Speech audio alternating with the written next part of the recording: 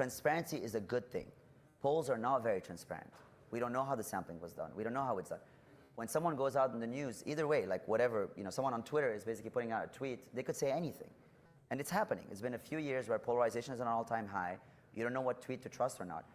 When we have a market-based mechanism that is sitting next to all these other mechanisms that adds a data point that has quite a bit of transparency around it for people to check what's happening. And what we do is basically we're very stern about enforcing against any type of essentially suspicious patterns or unusual activity. We put out a paper this morning about a trader that basically put $1 million to move potentially to move the price of Spencer Pratt winning the election, the mayor election at the time.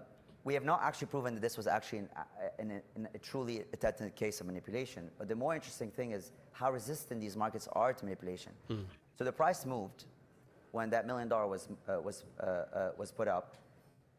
And then guess how long that price movement or price distortion lasted? 9 seconds.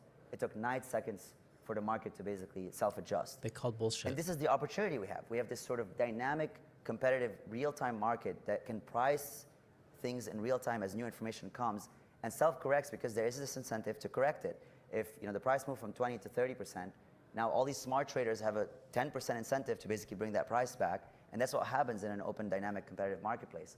And so my message to everyone is like, we are doing our best and we're self-regulating, and there's a bunch of regs, and then we go above and beyond to basically regulate, like banning members of Congress from participating in these types of markets, etc. But you don't have to just listen to the prediction markets. Prediction markets are an added data point that you're going to add to your repertoire of a bunch of other sort of sources of information, and all of them are going to compete with each other for trust. Yeah.